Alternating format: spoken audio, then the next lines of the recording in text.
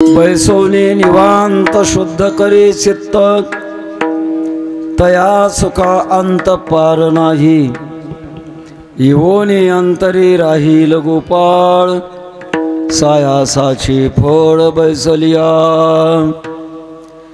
राम कृष्ण हरे मुकुंद मुरारी, राम कृष्ण हरे मुकुंद मुरारी, मंत्र हा उच्चारी वेळोवेळा। येऊनी अंतरी राहील गोपाळ, सायासाचे फळ बैसलिया। तुका म्हणे ऐसे देईन मी दिव्य, तुका म्हणे ऐसे देईन मी दिव्य, जरी होईल भाव एकविध। येऊनी अंतरी राहील गोपाळ, सायासाचे फळ बैसलिया। पांडुरंगा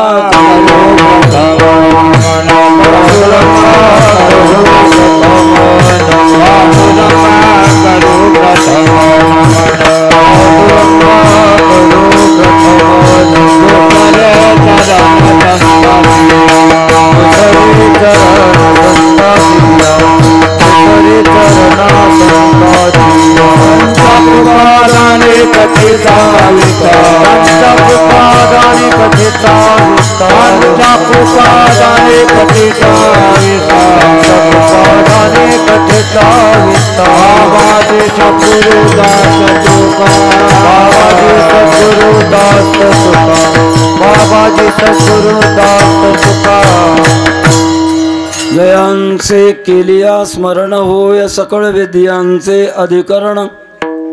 तेश वंदो श्री चरण श्री गुरूंचे, ते नमस्कारून आता।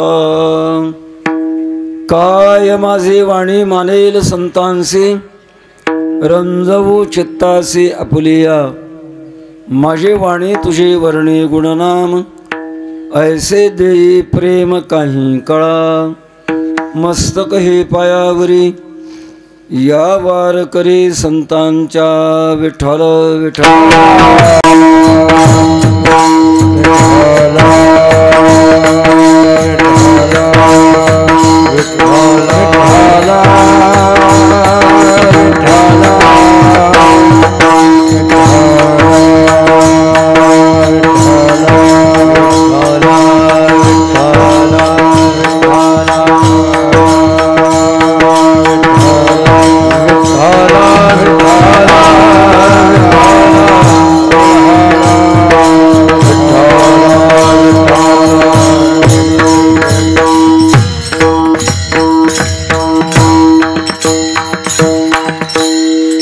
बैसोनी निवांत शुद्ध करी चित्त, तया सुखा अंत पार नाही।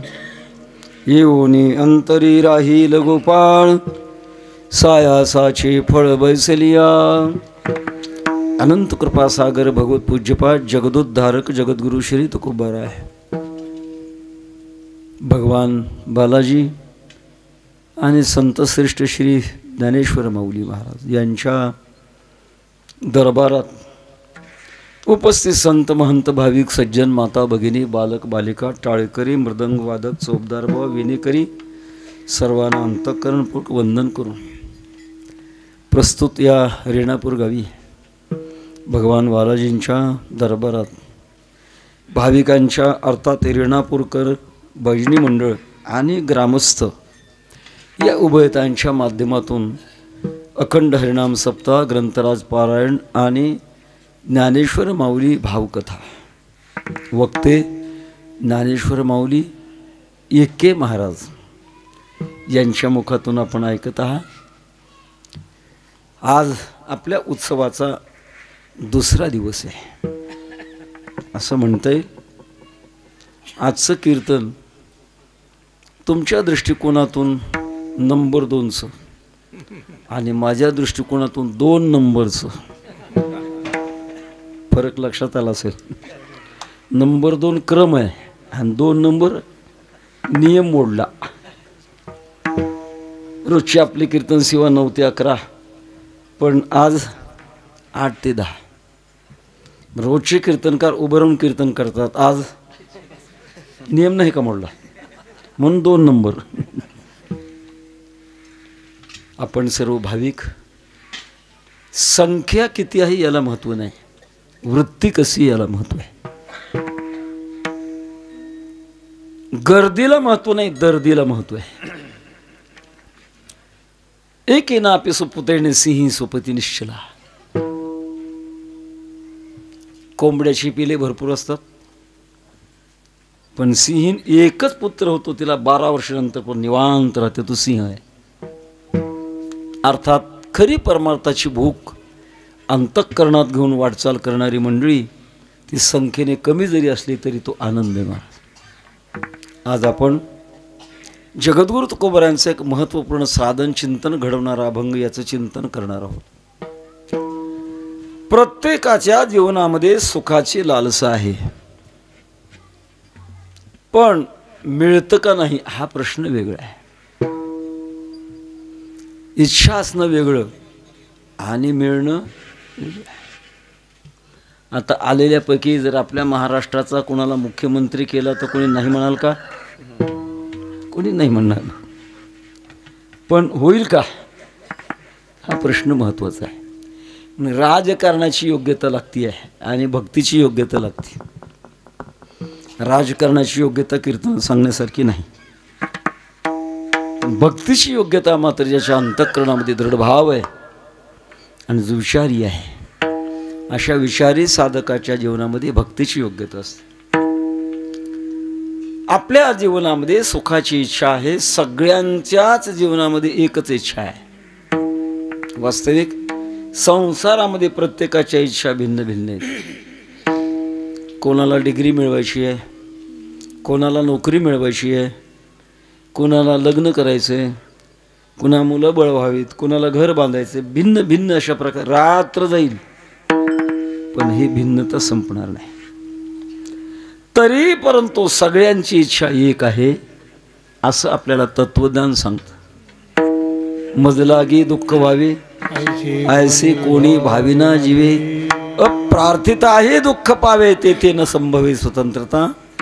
भगवत पूज्यपाद शंकराचार्य सांगतात, यक कश्चित सौख्य हेतो हो यतति जगती नैव दुःखस्य हेतो.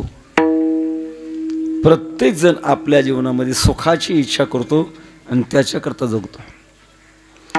जगत असताना किती पदरात पडतं हा प्रश्न भिन्न जरी असला पण मात्र इच्छा एकच आहे. सगळ्यांची इच्छा एक कशी असू शकते त्याचं कारण आहे, आपण सगळे परमात्म स्वरूपाचे अंश आहोत. कोणत्याही जन्मामध्ये जीवात्मा जरी गेला तो भगवंताचा अंश सोडत नाही. आणि अंश त्यालाच म्हणतात जो अंशीपासून वेगळा पडत नाही, त्याचंच नाव आहे अंश. विठ्ठल विठ्ठल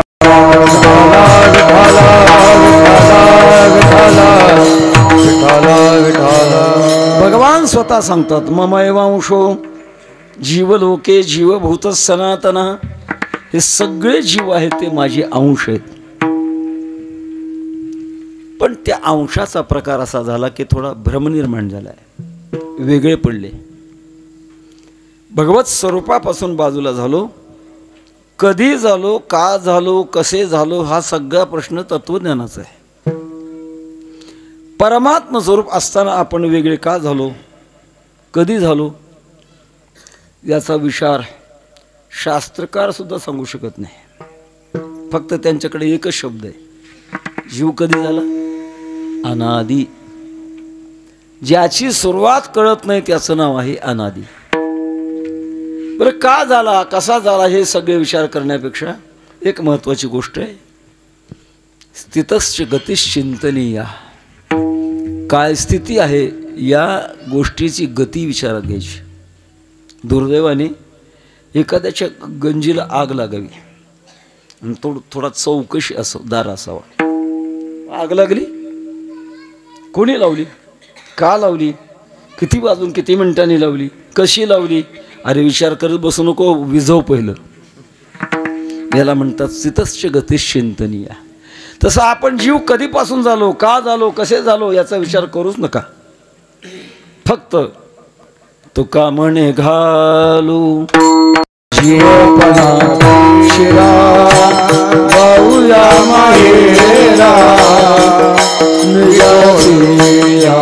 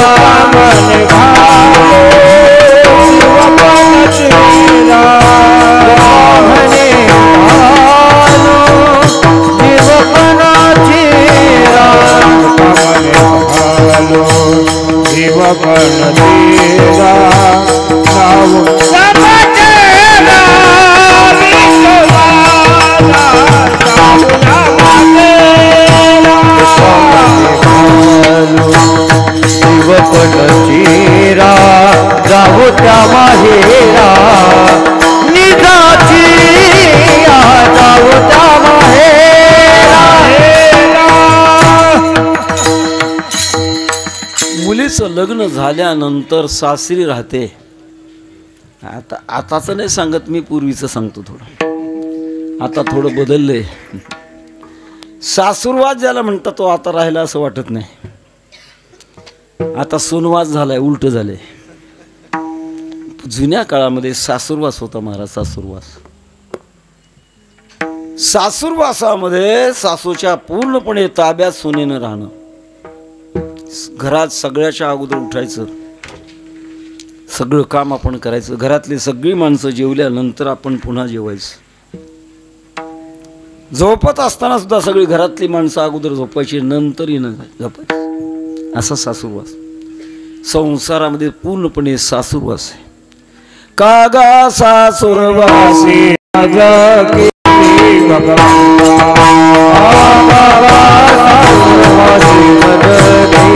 भगवंता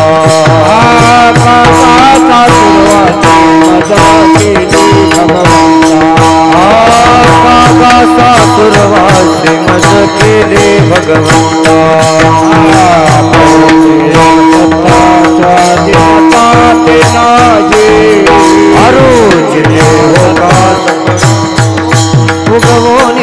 हे आपोलिया सत्ता स्वाधीनता के राजे.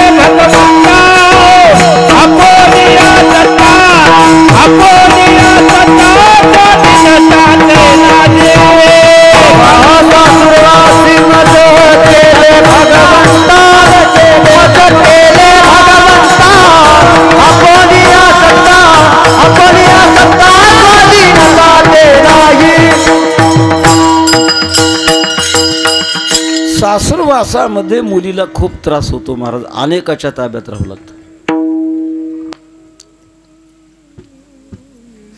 सासूबाई कडक जरी असली तरी सेवा करावी लागते.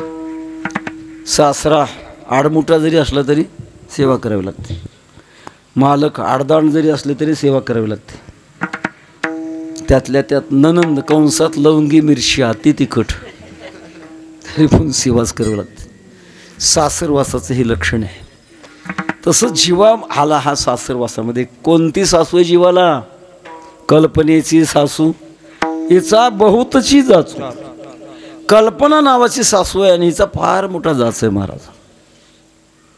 संस्कृत भाषेमध्ये 1000 न्याय आहेत, त्यात तक्रश्नुषान न्याय म्हणतात.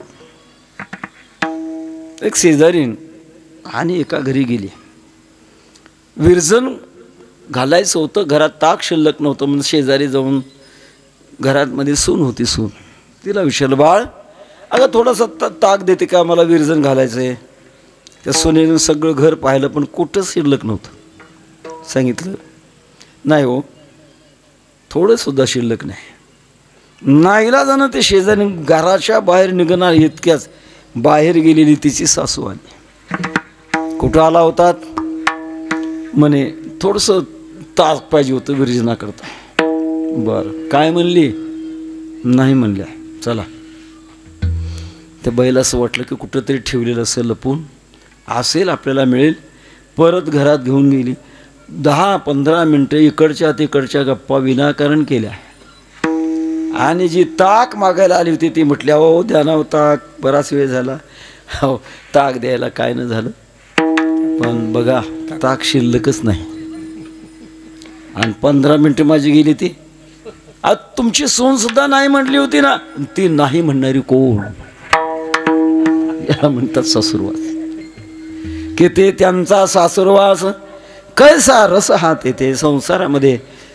आध्यात्मिक दृष्टिकोनातून पाहिलं तर फार मोठा सासुरवास आहे मला. या सासुरवासाला संपवण्याकरता सावध झालेला जीवात्मा भगवान परमात्म्याच्या रस्त्याने जायला लागतो आणि आपल्या माहेरी जाण्याची इच्छा करतो. माहेर कोण आहे? पंढरी आहे माझे माहेर साधनी, ओव्या कांडणी गाऊ गीती.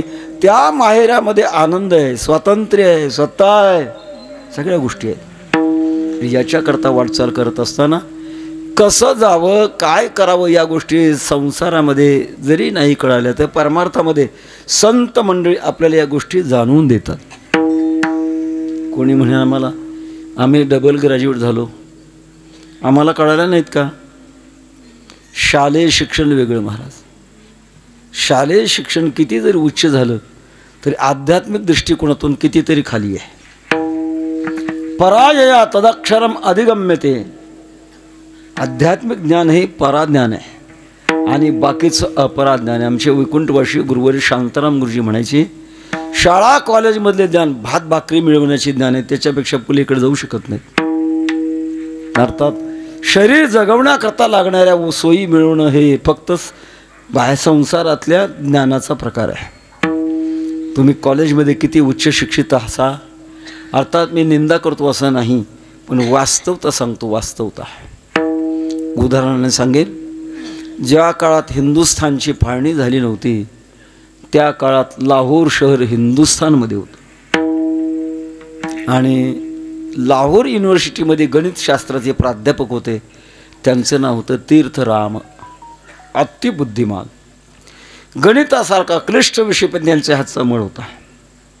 एके दिवशी हे तीर्थराम कॉलेज सुटलेलं होतं, घराकडे निघाले होते आणि असाच आध्यात्मिक कार्यक्रम चालू होता. वक्ते खूप अशा प्रकारचं चिंतन मांडत होते. क्षणभंगुर नाही भरवसा, वारे सावध तोडा माया आशा, काही नचले मग गळा पडेल फासा, पुढे हुशार थोर आहे वळसागा. राम राम स्मरादी उत्तिष्ठत जागृत प्राप्य वरान निबोधत, क्षुरस्य धारा निशिता दुरत्या, दुर्गम पतस्तत कवयो वदन्ति. आता जागा रे भाईनो जागा, जागा रे भाईनो जागा, आता जागा रे भाईनो जागा, आता जागा रे भाईनो जागा. सूरज नाडोने भावायो, जागा रे भाईनो जागा, आता जागा रे भाईनो जागा. सूरज नाडोने भावा, जागा रे भाईनो जागा, आता जागा रे भाईनो जागा.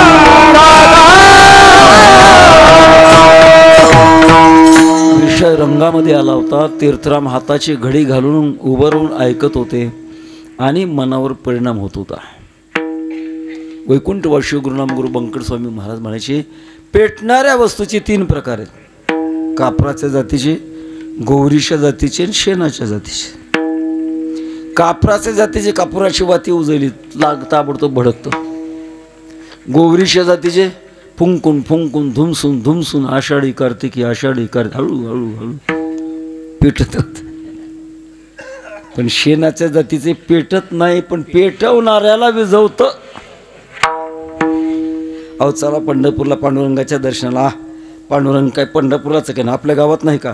ज्ञानेश्वर महाराज तुकाराम महाराजांना यांना कळालं नाही, ती यांना कळालंय. एक शेणाच्या जातीचे. तीर्थराम हे कापराच्या जातीचे होते.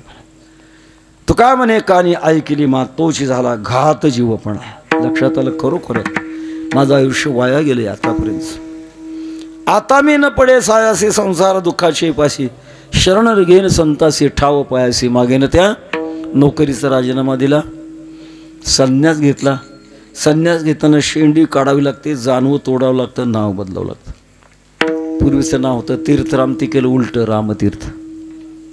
आणि हिमालयामध्ये गेले, भगवान परमात्म्याची आराधना केली, परमात्म्याचा साक्षात्कार झाला, पूर्णत्व प्राप्त झालं. माझा दृष्टांत संपला.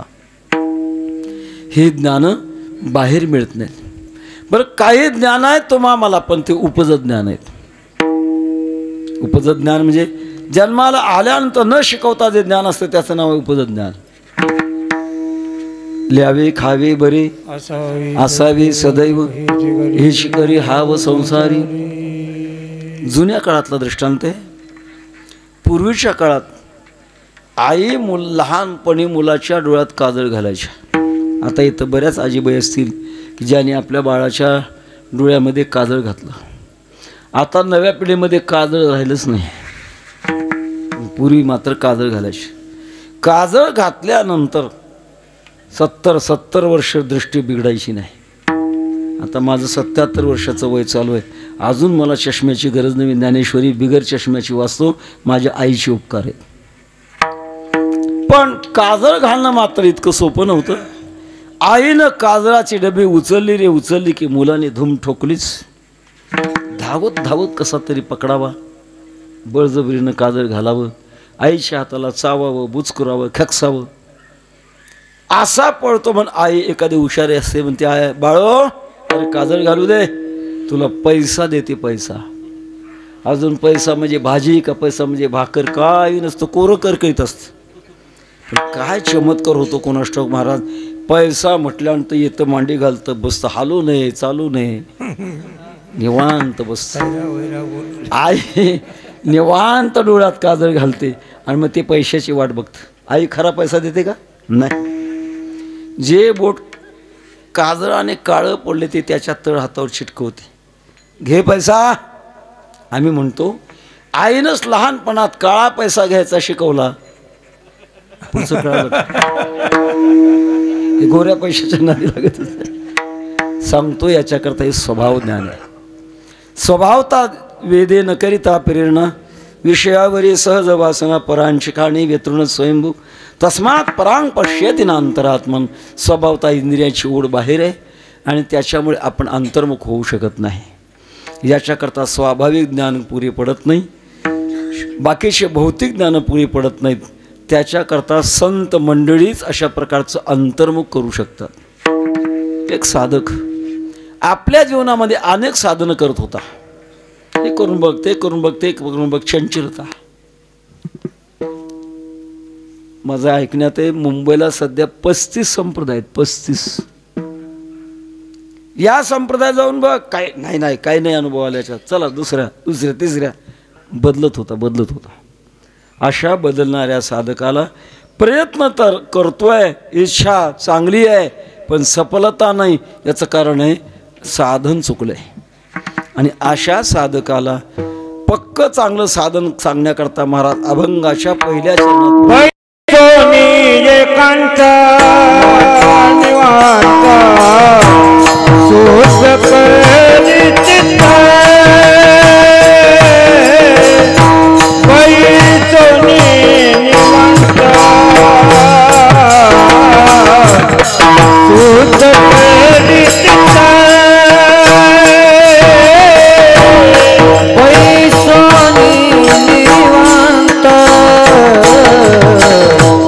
शुद्ध करी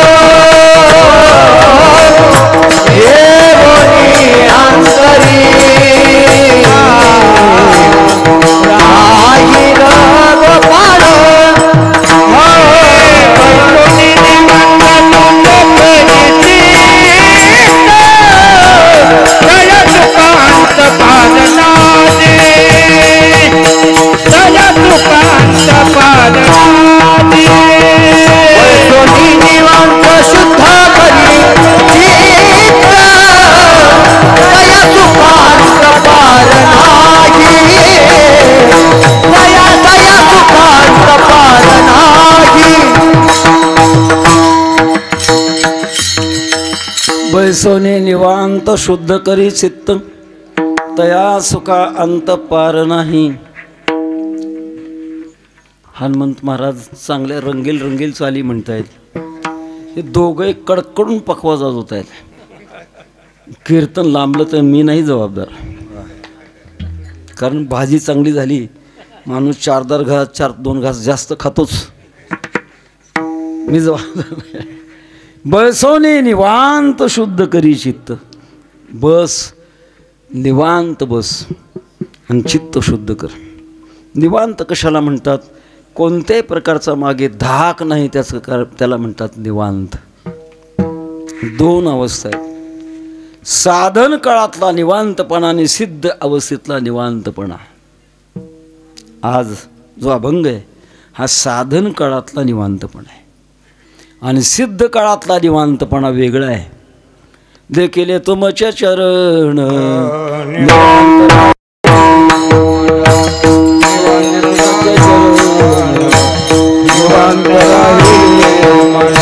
देखिले तुमचे चरण निवांत राहिले मन, निवांत राहिले मन, निवांत राहिले मन. कासयात जीवन प्राण आपुला गे माई, कासयात जीवन प्राण आपुला गे माई. असे न धने आपुले नाही. हे अचन शनिवारी आपुले माहे, कासया दिन प्राण गे माई, कासया दिन प्राण गे माई. धन्यवाद असे न धने आपुले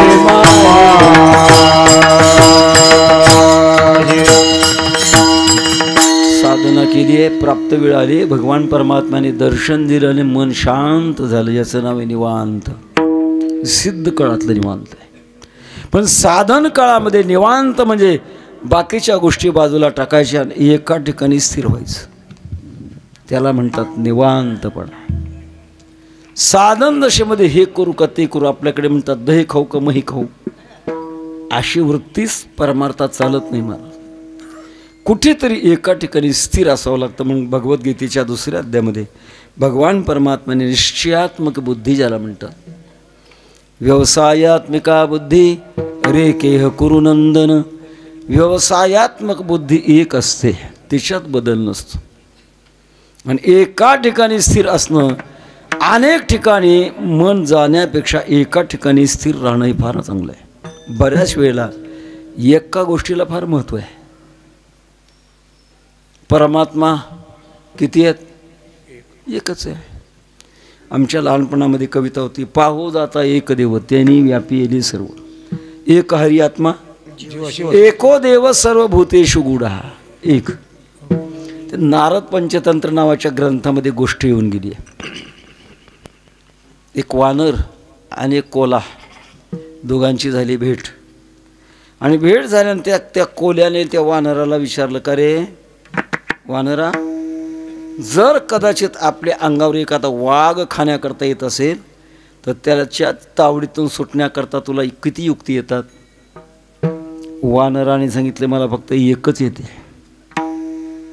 काय भल्या, अरे माणसासारखा तू, उभ्या डोक्याचा, आम्ही आडव्या डोक्याची.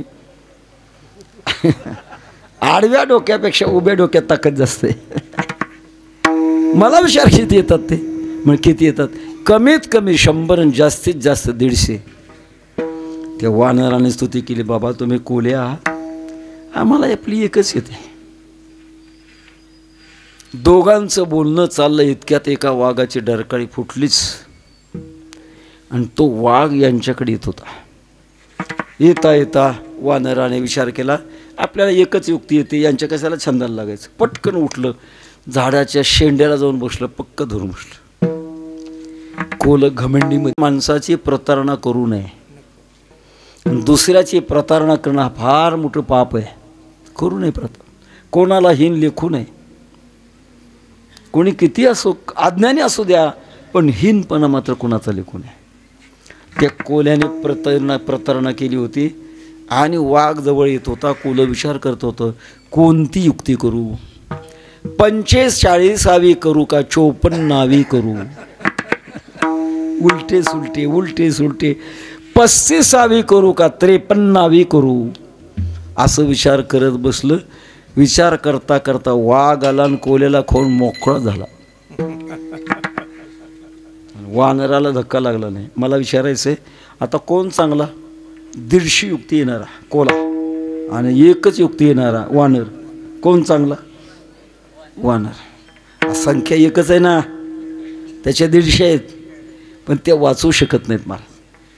तसं एक भगवान परमात्म्याचा आश्रय करणारा हा सगळ्यात शहाणा आहे. म्हणून तुकोबारा म्हणतात बैसोनी निवांत शुद्ध करी चित्त, निवांत बस चित्त शुद्ध कर. प्रत्येकाच्या जेव्हा चित्त नावाची वस्तू आहे आणि जीवाचा जो फॉर्म्युला आहे, जीवाचं जे भांडवल आहे, त्या भांडवलामध्ये चित्तामध्ये परमात्म्याचं पडलेलं प्रतिबिंब आणि मग त्या तिघाला मिळून काय म्हणतात, तत्संगो जीव उच्यते. अंतःकरण मनोवृत्ता व आनंद प्रतिबिंबती. अंतःकरण आहे त्याच्यामध्ये कूटस्थ चैतन्य आणि त्याचं पडलेलं प्रतिबिंब. आता त्याला प्रतिबिंबवाद म्हणा, अवच्छेदवाद म्हणा, हे सगळं आमचा विषय, हे सगळ्याचा नाही, कटकट आहे. तेव्हा या सगळ्यांना म्हणून जीव म्हणतात. त्याच्यामध्ये चित्त हे जीवाचं संसाराच्या संगतीमध्ये मलिन होतं, मळतं. का मळतं याचं कारण आहे, ज्याचा संग चित्ती तुका म्हणे तो ते याते. ज्याची संगती करावी त्या संगतीचा परिणाम ते तसंच होतं. घायाळाचा करिता संग अंग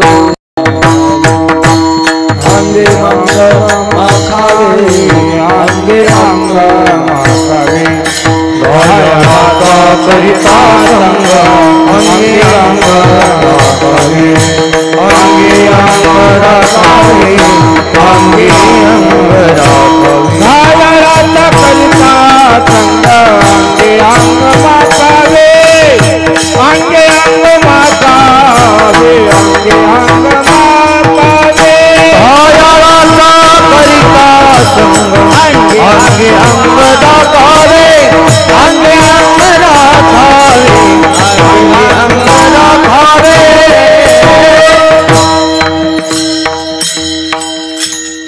रक्ताने भरलेला आहे आणि अशा रक्ताने भरलेल्या माणसाला जर आलिंगन दिलं तर आपले कपडे खराब होतील. आणखी असा दृष्टांत आहे.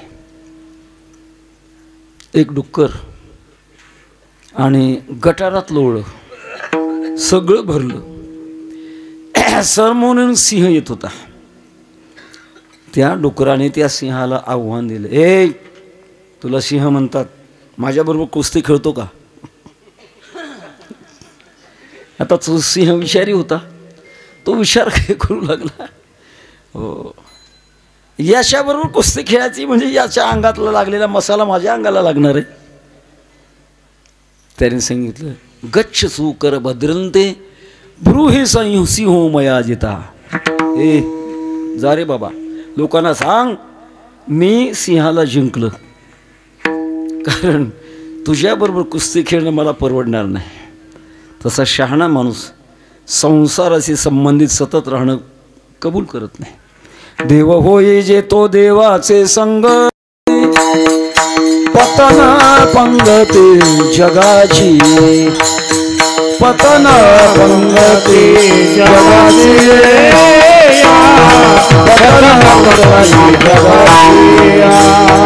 देव होई जे तो देवाचे संगती, पतन पंगती जगाची, पतन पंगती संताचे देवाची, पतन पंगती देवाची.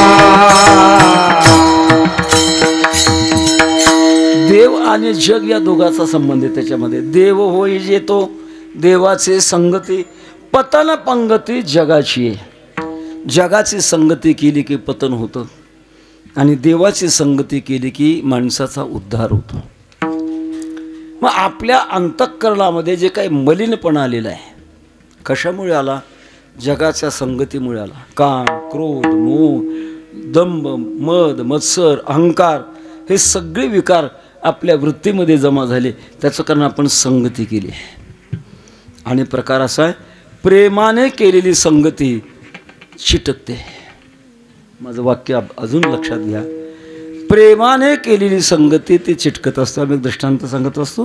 एक संन्याशी बुवा, जुना काळ, फिरता फिरता अरण्यामध्ये एक झोपडी, आणि त्या झोपडीमध्ये एक लहान मुलगा, त्याचे आईबाप. त्या आईबापाने सांगितलं, महाराज घेऊन जा तुम्हाला तुमच्याबरोबर. त्या लहान मुलाला दिलं, त्या संन्याससुद्धा दिला. आणि हे गुरु शिष्य दरकोज दर मुक्काम या गावानं त्या गावाला, त्या गावाहून त्या गावाला जाता जाता जाता एका गावामध्ये आले. वैशाख महिना होता, जेवण झालं, आणि हनुमंतरायाच्या पारावर ओटा होता, ओटा, आणि तो 5 फूट उंचीचा ओटा. हे गुरु शिष्य जेवण करून झोपणार इतक्यामध्ये गावातल्या एका मोठ्या श्रीमंताच्या मुलाची वरात निघाली होती. ती थाटात वाजत गाजत हनुमंतरायाच्या दर्शनाला येऊ लागली होती. त्या शिष्याने आपल्या गुरु महाराजांना विचारलं, महाराज ये क्या आ रहा है? तो बोले ये बारात है. अच्छा, बारात किसकी होती है? जिसकी शादी होती है उसकी बारात होती है. आगे चलने वाला कौन है? वो बोले दूल्हा है. पीछे कौन है? वो बोले दुल्हन है. आता त्या संन्यासीच्या पोराला काही माहीत नव्हतं. मग आता अरण्यातून उचलून आलेलं ते आपल्या गुरुला म्हणतं, महाराज मेरी शादी कब होगी? सन्यासी बोलने सांगितलं, बेटा आप तो सन्यासी हैं, आपकी शादी नहीं बन सकती. ते नवरा नवरी आले, हनुमंतरायाचं दर्शन घेतलं, निघून गेले. बघता बघता त्याच्या मनामध्ये ते चित्र उमटलं, आणि ते चित्र प्रेमाने त्याने पाहिलं होतं. झोप लागल्यानंतर जागता जवासी जे जेने भावे भावना भावी जे डोळा लागत के हो देखी जे त्याची स्वप्नी. ज्ञानोबांच्या म्हणण्याप्रमाणे त्या लहान मुलाला स्वप्न पडलं. स्वप्नामध्ये एका श्रीमंताची मुलगी त्याला मिळाली. लग्न झालं, वरात निघाली, आणि वरातीमध्ये 21 तोपाची सलामी ठरली. पहिली तोप मोठ्यानं वाजली. वाचल्याबरोबर जे दचकलं ते 5 फूट उंचावून उठवून खाली पडलं. आवाज आला. गुरु महाराज विचार करतात, आपला शिष्य जवळ होता, कुठं गेला? इकडे तिकडे पाहतात पाहतात, खाली वाकून पाहिलं, खाली ते माती सळत होतं, माती. गुरुजी वरून विचारतात, बेटा नीचे गिर गया है क्या? हाँ महाराज गिर गया हूँ. तो ऊपर क्यों नहीं आता? क्या ढूंढता है? मेरी दुल्हन कहाँ गई वो ढूंढता हूँ. आता काय मातीत गेली काय ती? प्रेमाने केलेला सहवास माणसाच्या वृत्तीमध्ये तसा चिटकतो. संत म्हणजे संसारामध्ये राहतात पण अनासक्त बुद्धीने राहतात, आणि सामान्य माणसं आसक्त बुद्धीने राहतात. ते आसक्त बुद्धीने राहिल्यानंतर चित्तामुळे मळ चिटकतो, आणि तो मळ असण्याचे, चित्ताचे, दूषित चित्ताचे 3 लक्षण आहेत: मल, विक्षेप आणि आवरण. मळ अंतःकरणामध्ये पाप वासना निर्माण होणं, याचं नाव आहे मळ. परस्त्रीविषयी भावना निर्माण होणं मळ आहे. परद्रव्याविषयी भावना निर्माण होणं मळ आहे. नको तो दुसऱ्याचा विनाकारण घात करण्याची इच्छा होणं मळ आहे. हे मळ आहे. नंतर विक्षेप आहे. विक्षेप म्हणजे मन स्थिर न राहणं. कथे माझी बैसला दिसे, परिचित्त कथे माझी नसे. असतो बसलेला पण चित्त मात्र एका ठिकाणी राहत नाही. काय काय करीतो या म्हणा, परी नाही के नारायण, करुणे त्याची करी विवंचना, आदरे पतना निऊ पाहि. असाच आपल्या रेणापूर सारखा सप्ताह चालू होता. आणि एक भाविक घर, त्या भाविक घरातली सगळी माणसं सप्ताह श्रवण कीर्तन करण्याकरता, ऐकण्याकरता आली. त्या घरामध्येच एक अशा प्रकारचा म्हातारा मनुष्य होता. त्याचं जास्त प्रेम नव्हतं. आता पण बळजबरीनं माणसं आलेत ना, चला आपण सुद्धा गेलं पाहिजे. त्याने आपलं दार बंद केलं, कीर्तनामध्ये येऊन बसला. बसल्यानंतर अर्धा पाऊण तास झाला. त्याच्या लक्षात आलं, आपण घरात कुलूप लावून आलो, पण कुलपाला झटका मारला नाही असं मनात यायचं. आणि मनात आलं की त्याचा हात वर जायचा. कीर्तनकार महाराजांना वाटलं यांना काहीतरी विचारायचं की का हो, तुम्हाला काय विचारायचं का? नाही, हात खाली केला. एकदा झालं, दोनदा झालं, तीनदा झालं, पुन्हा हात वर जायचा, खाली करायचा, हात वर जायचा, खाली करायचा. कीर्तन संपल्यानंतर महाराजांनी त्यांना बोलून घेतलं, का हो, तुम्हाला संकोच वाटत होता का, काही विचारायचं होतं का? म्हणे नाही. मग हात वर का करत होता? त्याचं कारण असं झालं, घरातली सगळी माणसं अगोदर आली कीर्तनाला, शेवट मीच राहिलो. कडी लावली, कुलूप लावलं, पण झटका मारायचं विसरलो. मनात आलं की आपोआप हात वर झटका मारायला जायचं. कीर्तनकार महाराज म्हटले, काय येऊ तुमच्याकडे कला आहे? एका बाजूला कीर्तनात बसतात आणि घराच्या कुलपांना झटके मारता. याला विक्षेप म्हणतात, चंचलता. बहुत चंचल चपळ जाता येता न लगे. माणसाचं मन फार चंचल आहे महाराज. चंचलम मे मन कृष्ण प्रमाथि बलभद्रम तस्याहम निग्रहम मन्ये वायुरिव सुदुष्करम. आणि तिसरा दोष आहे आवरण, म्हणजे झाकण. या तीन गोष्टीने परमात्म स्वरूपाचा आपल्याला वियोग होतो. तीन गोष्टी दूर व्हावे लागतात. नाही निर्मळ जीवन काय करील साबण, तैसे चित्त शुद्ध नाही तेथे बोध करील. काही कपडा खराब झालाय, उन्हाळ्याचे दिवस घरात पाणी नाही, गटार वाहत होतं.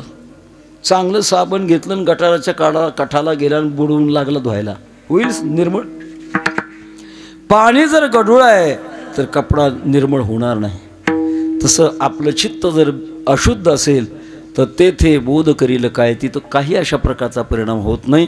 महाराज पहिल्यांदा कर्तव्य सांगतात, बैसोनी निवांत शुद्ध करी चित्त. कोणी म्हणेल निवांत बस, याचा अर्थ कोणतंच काम करू नको असा अर्थ आहे का? चुकीचा अर्थ आहे महाराज. निवांत बस म्हणजे एका ठिकाणी निश्चय करा. वास्तविक परमार्थाच्या क्षेत्रामध्ये आपल्या वाट्याला आलेलं कर्म करावंच लागतं. स्वे स्वे कर्मण्यभिरता संसिद्धिं लभते नरः स्वकर्म निरत सिद्धिं यथा विंदते तच्छृणु. ज्याच्या वाट्याला जे कर्म आलंय ते त्यानं केलंच पाहिजे. भिंतीवर घड्याळ असतं, घड्याळाची 3 काटे फिरतात, सेकंद काटा, मिनिट काटा आणि तास काटा. त्यांचं सगळ्या 3 काट्याचं बुड एका ठिकाणी असतं आणि ते फिरवणारे चक्र मागे असतात. सगळे चक्र एका ठिकाणी नसतात, त्या चक्राची जागा वेगळ्या वेगळ्या ठिकाणी असते. सगळ्या चक्राने एका ठिकाणी यायचं म्हटलं तर घड्याळ चालणार नाही. तसं समाज व्यवस्थेमध्ये सगळ्यांनी एकच कर्म करून चालणार नाही. ज्याच्या वाट्याला जे कर्म आलं त्याने ते केलंच पाहिजे. आपण सध्या कीर्तनामध्ये आहोत. कीर्तनामध्ये 4 भाग आहेत. एक टाळकरी, दुसरे मृदंगवादक, तिसरे श्रोते आणि चौथा वक्ता. किती आहेत? 4 आहेत. 4 जणांनी आपलं आपलं काम सांभाळलं तरच कीर्तन होतं, नाही तर होत नाही. प्रमाण सुटल्यानं तो उचलायचं कोणी? टाळकऱ्याने. या दोघांनी काय करायचं? सगळ्या टाळकऱ्याला एका तालात घेऊन चालण्याची जबाबदारी यांची दोघांची आहे. हे मृदंग नसू द्या आणि मग बघा टाळ. पोळ्याच्या बैलाच्या गळ्यातल्या घाट्या कशा बसतात? खळा खळा खळा खळा खळा. एक ताल होणारच नाही. जबाबदारी त्यांची आहे. श्रोत्यांची जबाबदारी काय आहे? अजिबात झोपी न जाता लक्ष देऊन ऐकायचं, लक्षात ठेवायचं, जीवनात उतरण्याचा प्रयत्न करायचा. आता राहिले चौथा कीर्तनकार. त्याने काय करायचं? त्याने वेदशास्त्र आणि संत यांच्या वचनाच्या आधारानं सर्वांची मन शब्दाच्या हातात घेऊन देवाकडे पोहोचवण्याचा प्रयत्न त्याने करायचा आहे. जेणेकरून मूर्ती ठसावी अंतरी श्री हरीची, ऐसी कीर्तन मर्यादा आहे संतांच्या. 65 विनोद सांगून लोकाच्या वेळेचा खाना खराबा कीर्तनकाराने करू नये महाराज. ते काय विनोद दुसरीकडे मिळत नाहीत का? हे काय विनोदाची जागा आहे? हो. हितावरी यावे कोणी बोलू या भावे, हे तो चावटीचे बोल जन रंजवणे फोल. मी सांगतो याचा करता की आपलं कर्म आपण करावं. निवांत बसा याचा अर्थ कर्म सोडा असं नाही. आपलं आपलं कर्म करा, पण बुद्धीने एका ठिकाणी थांबा, निश्चय एकाचा करा आणि असं निवांत बसा.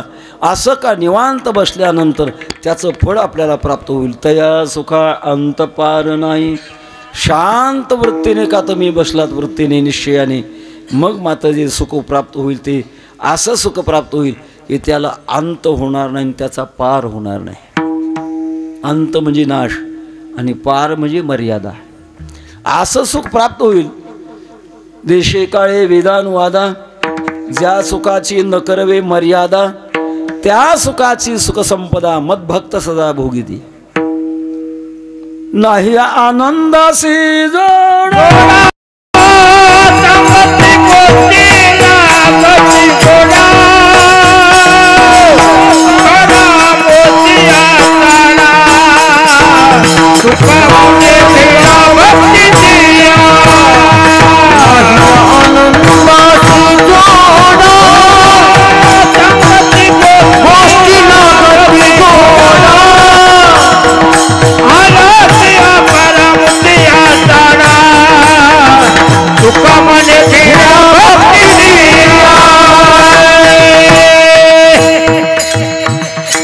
सगळे प्रमाण सगळ्यालाच पाठायचं तसं नाही.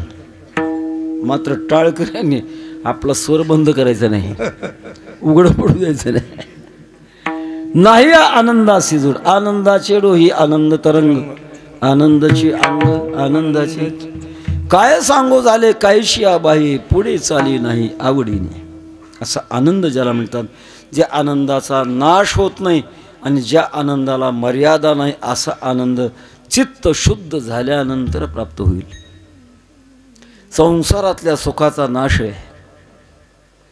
प्रत्येक कोणतंही सुख संसारातला आणा डोळ्यापुढे, त्याचा नक्कीच नाश आहे. कालांतरानं का होईना पण नाश झाल्याशिवाय राहणार नाही. का मी गंमत सांगत असतो. एका राजाने कुत्रा पाळला होता. कुत्रा खूप लाडका कुत्रा असते. काही ना सवय, कोणी कुत्रं पाळतं, कोणी मांजर पाळतं, कोणी पोपट पाळतं, कोणी बदक पाळतं, कोणी कबूतर पाळतं. पुढच्या जन्माची तयारी म्हणजे फाजील प्रेम. फाजील प्रेम केल्यानंतर काय अधोगती होती. आपल्या देशाला ज्याच्या नावामुळे नाव आहे भारत, मूळ तो राजा जड भरत. आणि अंतकाळाच्या वेळेला हरणाची आठवण झाली, हरणाच्याच गर्भाला जावं लागलं.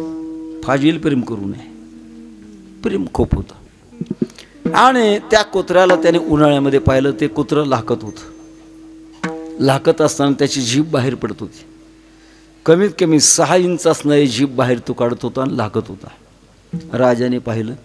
पाहिल्यानंतर डोक्यामध्ये आलं, एवढी लांब लचक जीभ असताना कुत्रा बोलत नाही. आणि पोपटाला 1.5 इंच असते आणि पोपट बोलतो गोड गोड. ज्या अर्थी कुत्रा बोलत नाही त्या अर्थी नक्की कुत्र्याच्या जिभेला रोग झालाय. राजाचं सुपीक डोकं होतं. प्रधानाला बोलवलं, प्रधानजी आपल्या कुत्र्याच्या जिभेला रोग झालाय. ज्या अर्थी बोलत नाही त्या अर्थी नक्की जिभेला रोग झालाय, बोला वैद्याला. प्रधानजी विचार करू की आता करायचं काय. सत्ता आणि शहाणपण एका ठिकाणी येण्याकरता प्रजेचं भाग्य लागतं महाराज. तर बऱ्याच वेळा सत्ता एकीकडे आणि शहाणपण दुसरीकडे होतं. बोलवलं वैद्याला. वैद्य समसूचक होता. त्याने विचार केला राजाच्या विरोधात कसं बोलायचं. त्याने ते कुत्राचे जीभ तपासल्यासारखी केली आणि सांगितलं, सरकार रोग फार जुनाट आहे बाबा, आणि या कुत्र्याच्या जिभेचा रोग घालवण्याकरता कमीत कमी 30 लाख रुपयाचा खर्च येईल. राजाचं प्रेम होतच. राजाने सांगितलं मग बिल मंजूर. त्या वैद्याने 30 लाख रुपये घेऊन आपल्या घरी आला. बातमी त्याच्या मित्राला कळाली. गेला त्याच्या घरी वैद्याची. खरे कुत्रा बोलवण्याकरता तो राजाकडनं 30 लाख रुपयाचं बजेट आणलं. तुला काही कळतं का, डोका आहे का. कुत्रा कधी बोलतो. अरे जगाच्या इतिहासामध्ये फक्त राम राज्यामध्ये कुत्रा एकदा बोललाय, पुन्हा कुत्रा नाही बोलला. आणि तो 30 लाख रुपये आणलेस. वैद्य म्हणला मी काही इतका वेडा नाही. का. बिल घेऊन येत असताना मात्र राजाला सांगितलं, राजे रोग जुनाट आहे, पूर्ण नष्ट होण्याकरता कमीत कमी 30 वर्ष लागतील. मग तुला कळलं पाहिजे 30 वर्षात राजाचा नंबर लागेल. राजाचा नाही लागला तर माझा लागेल, आणि आम्हा दोघाचा लागला नाही तर कुत्र्याचा तर. अहो तसंच होते आपल्या सुखामध्ये. कोणाचा तरी नंबर लागतो म्हणून त्याच्याकरता अंत म्हणतात. अंत तया सुखा अंत पार नाही, नाशिवंत होतं महाराज, टिकत नाही ते. आणि पार म्हणजे मर्यादा, याच्यातलं त्याच्यात नाही, त्याच्यातलं त्याच्यात नाही, याला म्हणतात मर्यादा. रामायणातला प्रसंग आपल्याला सांगण्यासारखा आहे. रामायणामध्ये एवढं मोठं अशा प्रकारचं घडलं, तेव्हा त्या घडण्याच्या बाबतीमध्ये मला थोडा एक गणिताचा प्रश्न लहान मुलांना विचारावा लागेल. मला वाटतं जवळच्यालाच विचारू. शाळेत जातो ना बाबा, हां गणित माहीत आहे बरं. मोठ्या संख्येतून कमी संख्या वजा जाते का कमी संख्येतून मोठी संख्या वजा जाते?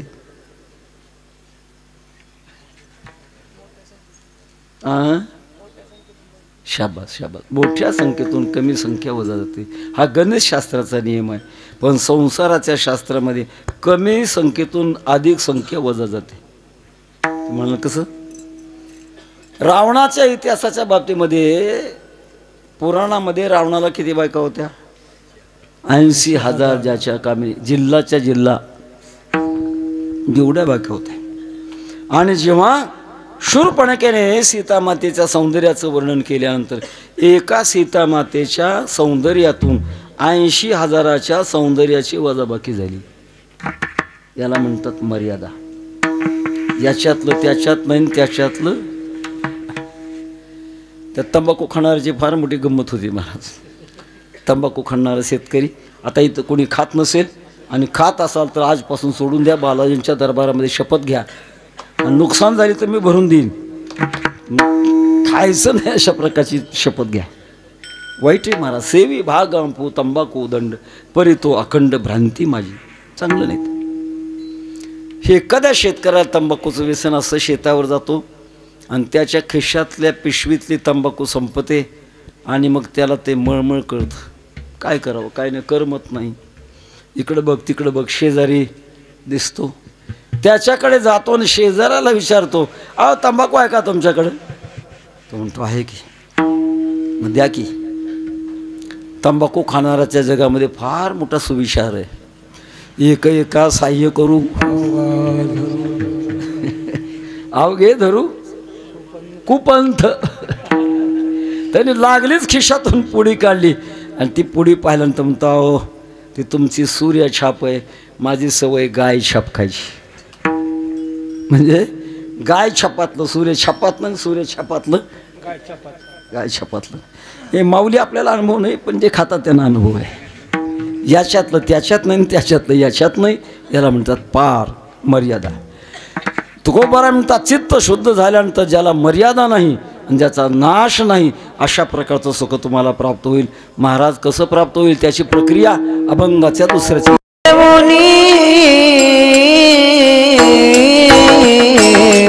येवोनी अंतरी राहिल गोपाळ,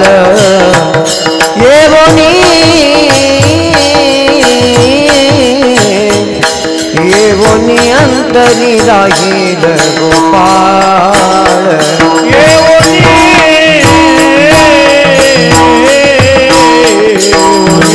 गोपाळ राहिल अंतरी, येवोनी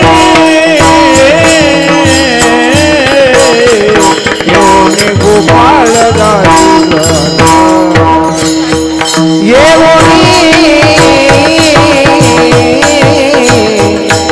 येवोनी अंतरी राहिल गोपाळ, येवोनी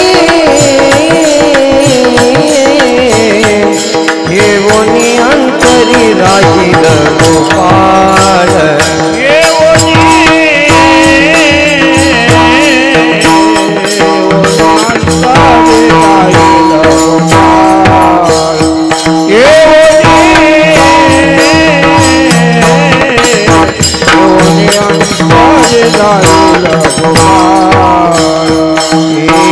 सायासाचे फळ बैसावया, सायासाचे फळ बैसावया, सायासाचे फळ बैसरिया, येवोनी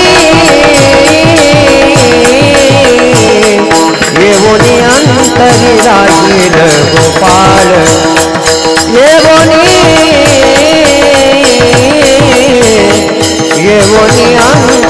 राहील गोपाळ काळाचे फळ बैठया काळाचे फळ बैठया काळाचे फळ बैठया येऊनी अंतरे जाईल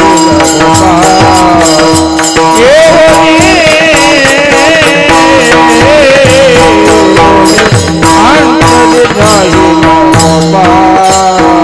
येऊनी अंतरी राहील गोपाळ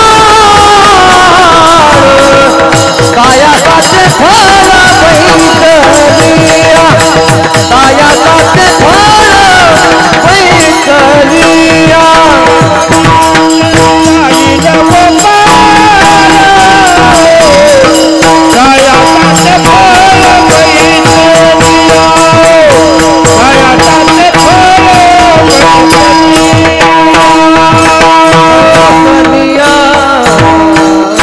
विठोबार खुमाई विठोबार खुमाई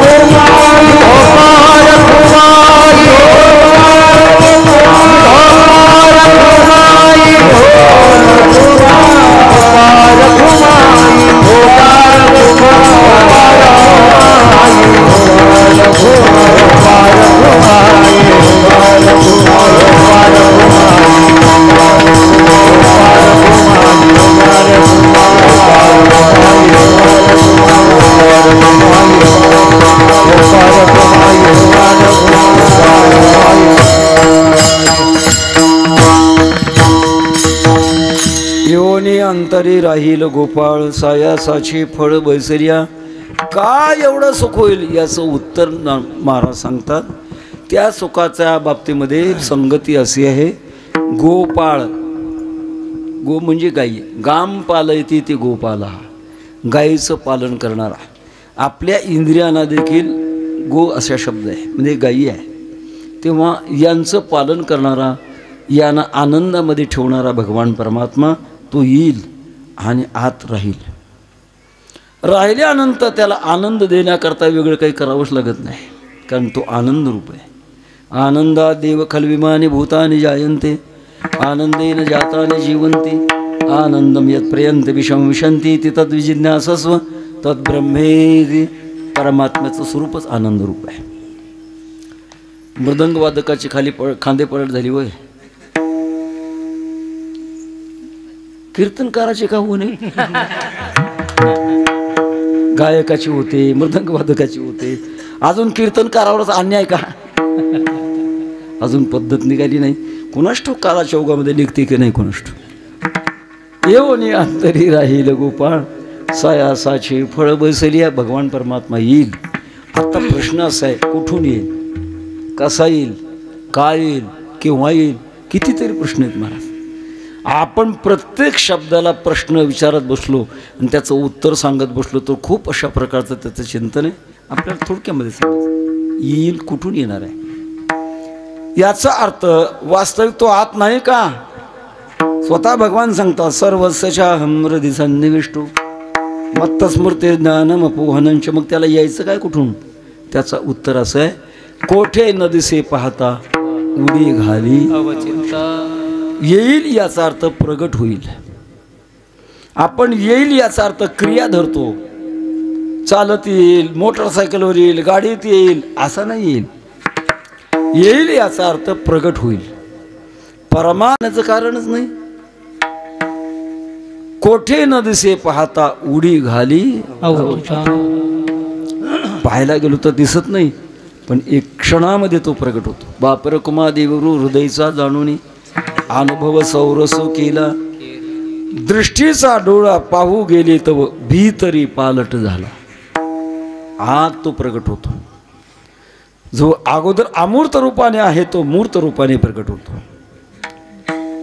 आता या मंडपामध्ये टीव्हीच्या दृश्यलहरी आहेत का नाही? वय बाळा आहेत, मग कशा दिसत नाहीत? आहेत, दिसत नाहीत याचं कारण त्या प्रगट करणारे मशीन नाही, यंत्र ज्याला म्हणतात, ते टीव्ही आपण सेट म्हणतो। आणि तो का आणला आणि वीज असली लावला की मग त्याच्यामध्ये दिसतं, खेचण्याची शक्ती त्याच्यात आहे। तसं भगवान परमात्म्याची शक्ती खेचण्याची, चित्त शुद्ध झाल्यानंतर खेचण्याची शक्ती येते। येवोनी गोपाळ राहे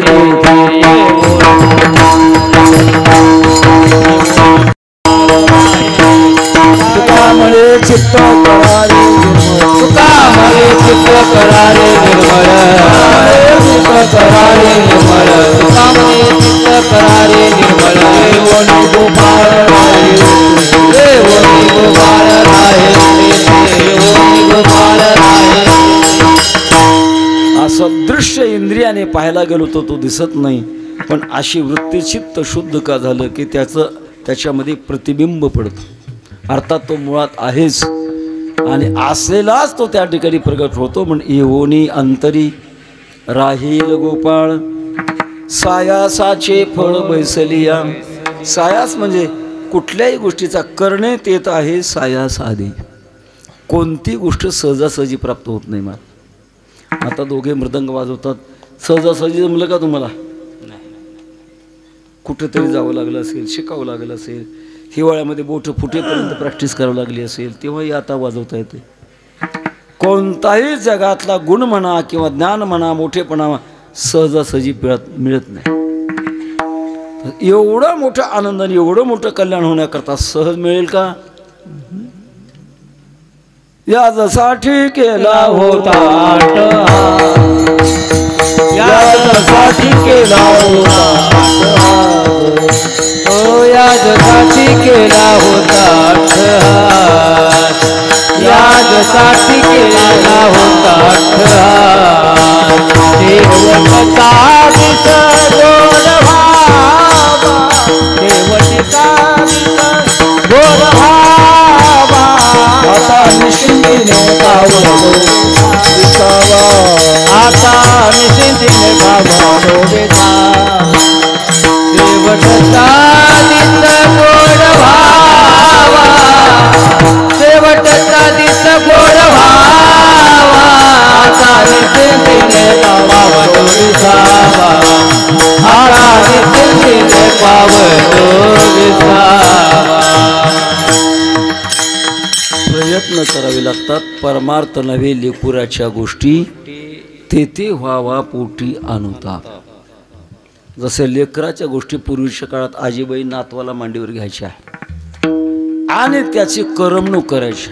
हे बाळ, तुला गोष्ट सांगते, एक होता राजा, त्याच्या राजधानीचं नाव होतं आटपाट नगर। त्याला होत्या 2 बायका, एक आवडती एक नावडती, ठरलेला फॉर्म्युला। आम्ही एवढं फिरतो पण अजून आटपाट नगर कुठे भेटेना, फक्त सातारा जिल्ह्यामध्ये आटपाडी आहे पण आटपाट नगर नाही। ते कुठं असतं? आजीबाईच्या डोक्यातच असतं, दुसरीकडे कुठंच नसतं। या काय गोष्टी आहेत का महाराज परमार्थाच्या? ओगी आपलं निवांत बसलो, थोडी करमणूक केली आणि चाललं, असं नाही महाराज। तुका म्हणे बळी देता ते निदान, भिकीसाठी कोण राज्य देतो? जितका साध्य भाव मोठा आहे तितकी साधना मोठी लागते। बाजारातनं सोन्याची अंगठी आणण्याकरता, गाजरा आणण्याकरता भरलेलं पाकिट पुरत नाही। गाजराचं पाकिट वेगळं आणि अंगठीचं पाकिट, तसं फार मोठा प्रयत्न करावा लागत असतो। आणि त्या प्रयत्नातून आपल्या वृत्तीमध्ये बदल झाला, वृत्ती स्वच्छ झाली तर भगवान परमात्मा येतात आणि येतात आत राहतात।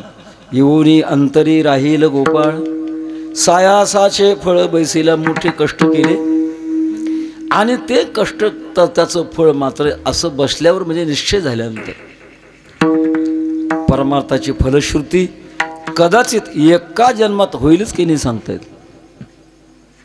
प्रत्येकाची कालमर्यादा भिन्न भिन्न आहे. आपल्या रेणापूरला यायला किती वेळ लागतो हे जर गणित काढायचं म्हटलं तर आपण किती दूर आहात याच्यावर अवलंबून आहे. किती दूर आहात याच्यावर अवलंबून आहे. कोणाला येण्याकरता 2.5 तास 3 तास लागत असतील, कोणाला 1 तास, कोणाला अर्धा तास, गावातल्या लोकांना 10 मिनटं, जवळच्याला 2 मिनटं. आपण किती दूर आहात याच्यावर अवलंबून. तसं आपण परमार्थाच्या भगवान परमात्म्याच्या अनुभवापासून आपण किती दूर आहात याच्यावर अवलंबून. आणि त्याकरता खूप वेळ लागत असते, त्याला कष्ट करावे लागतात. देहं वा पातयामी कार्यं वा साधयामी. हाची नियमाता न फिरे माघारी बैसले शेजारी गोविंदाच्या. परमार्थाच्या वृत्तीमध्ये असणाऱ्या साधना करणाऱ्या साधकाला लोकांमध्ये कदाचित निंदा भोगावी लागते. लागले परमार्थाला घातली गळ्यात मला नाशिक ते त्र्यंबकेश्वर वडला फाटा. काय टिंगल करतील काही सांगता येत नाही मला. पण त्याच्या बाबतीमध्ये कोण ऐकूच नाही. तुका म्हणे कानी बहिरी झाली.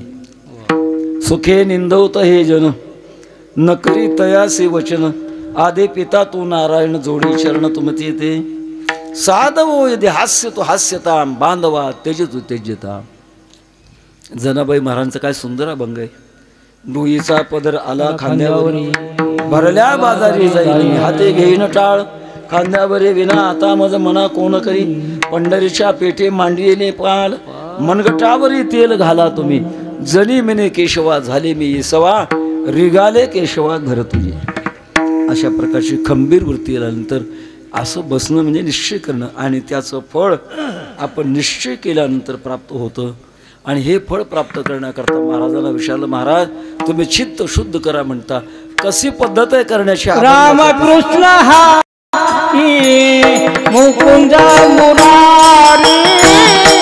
रामकृष्ण हरी मुकुंद मुरारी. रामकृष्ण हरी मुकुंद मुरारी. रामकृष्ण हरी मुकुंद मुरारी. रामकृष्ण हरी मुकुंद मुरारी. रामकृष्ण हरी मुकुंद मुरारी. रामकृष्ण हरी मुकुंद मुरारी. रामकृष्ण हरी मुकुंद मुरारी. मंत्र उच्चारी वेळोवेळा. मंत्र उच्चारी वेळोवेळा. येऊन अंतरे राहील गोपाळ. येऊन अंतरे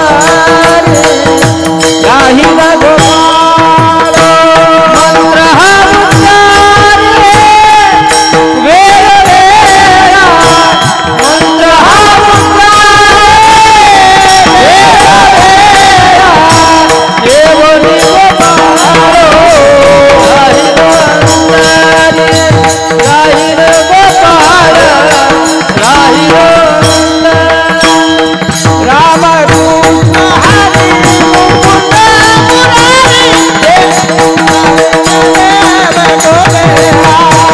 मंत्र हा उच्चारी वेळोवेळा. रामकृष्ण हरी मुकुंद मुरारी. मंत्र हा उच्चारी वेळोवेळा. मंत्र हा उच्चारी वेळोवेळा.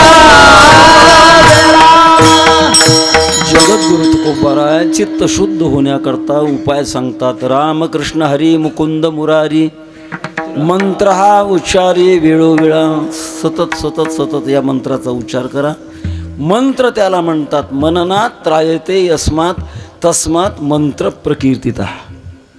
ज्याचं मनन केल्यानंतर त्याच्यापासून शक्ती जागी होते त्याचं नाव आहे मंत्र.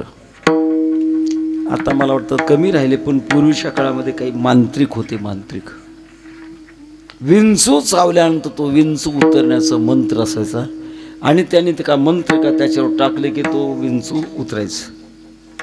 नागेडा झाला. नागेडा म्हणजे फार बारीक बारीक फोड उठतात आणि फार आग होते. असा नागेडा जर झाला तर तो उतरण्याकरता काही मंत्रातून सुद्धा उतरतात. शेवगावजवळ एक गाव आहे, तिथे 8-10 मांत्रिक आहेत, ज्यांना नागवेडा झाला ना तिथे उतरतात. बरोबर अशा प्रकारचा त्यांना अनुभव येतो म्हणतात. पूर्वीच्या काळात आपल्या देशामध्ये युद्ध व्हायचे, शस्त्राचं युद्ध आणि अस्त्राचं युद्ध. शस्त्राचं युद्ध काठी, पट्टा, भाला, बर्शा, तलवार, बंदूक, शस्त्र. आणि अस्त्राचं युद्ध असायचं. अस्त्र म्हणजे विशिष्ट प्रकारच्या मंत्राची साधना करायची आणि ते साधना, तेच मंत्र, तो मंत्र आपल्या बाणावर निक्षेपित करायचा आणि बाण सोडायचा.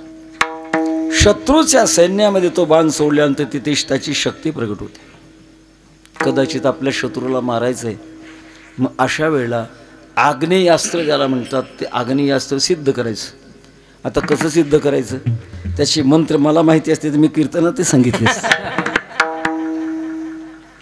आग्नेयास्त्राचे मंत्र म्हणायचे ते सिद्ध करण्याचं इतकं सोपं नाही मला. उगं कीर्तनात सांगता येईल सोपं, पण ते करण्याचं इतकं करणे ते आहे आयासादे. तो मंत्र सिद्ध केल्यानंतर शत्रू पुढे जर असेल तर आग्नेयास्त्राचा मंत्र जपायचा, तो बाणावर निक्षेपित करायचा आणि बाण धनुष्याने सोडायचा. तो बाण शत्रूच्या सैन्यामध्ये गेला की जिकडं तिकडं अग्नीच अग्नी असं व्हायचं. आता जिकडे तिकडे अग्नी लागल्यानंतर माणसं जगतील कशी? पण पुढच्या शत्रूने अभ्यास करून पर्जन्यास्त्राचा जर अभ्यास केला तर त्याने पर्जन्यास्त्राचा मंत्र म्हणायचा, बाणावर निक्षेपित करायचा आणि तो बाण सोडायला लागला की पाऊस भडभड बडायचा आणि तो अग्नी विजायचा. असे युद्ध होते. त्याला म्हणतात अस्त्रयुद्ध, शस्त्रयुद्ध, अस्त्रयुद्ध. तेव्हा या बाबतीमध्ये, मंत्राच्या बाबतीमध्ये, मंत्र महार्णव नावाचा ग्रंथ आहे. 7,000 कोटी मंत्र आहेत. त्या मंत्राचा अभ्यास स्वतंत्र आहे. तेव्हा मननात त्रायते यस्मात तस्मात मंत्र प्रकीर्तिता. आपल्या संस्कृतीमध्ये गायत्री मंत्र आहे, पण तो गायत्री मंत्र पहिल्यांदा सिद्ध करावा लागतो. त्याला ब्रह्मदेवाल्याने विश्वामित्राने शाप दिलाय. उगीच कॅसेट लावली आणि ते कॅसेट ऐकले म्हणजे ते गायत्री मंत्राचं फळ मिळतं का? नाही, त्याला सिद्ध करावं लागतं. आणि सिद्ध करायचं म्हटल्यानंतर ज्या मंत्रामध्ये जेवढी अक्षर आहेत, एका अक्षराकरता 1.25 लाख जप अनुष्ठानयुक्त करावा लागतो. आणि रोज सिद्ध मंत्र झाल्यानंतर त्या मंत्रामध्ये जेवढी अक्षर आहेत तेवढं त्याचा जप करावा लागतो. हे सगळं किचकटे महाराज. मंत्राचे पहिल्यांदा सुरुवातीला परमार्थाला लागलेल्या माणसाला नाम जप असतो आणि तो नाम जप करता करता त्याची अधिकाराची उंची वाढली, योग्यता वाढली, गुरु येतात आणि मग त्याला मंत्र देतात. पहिलं असतं नाम आणि तोच होतो मंत्र. दिला राम कृष्ण मंत्र. गुरुची हृदयातली जी शक्ती आहे ती शक्ती शब्दाच्या द्वारे, ध्वनीच्या द्वारे शिष्याच्या हृदयामध्ये उतरते आणि मग मात्र ते काम करते. एक साधं उदाहरण आहे. बंदुकीतून काय सोडतात? गोळ्या सोडतात. गोळ्या एखाद्या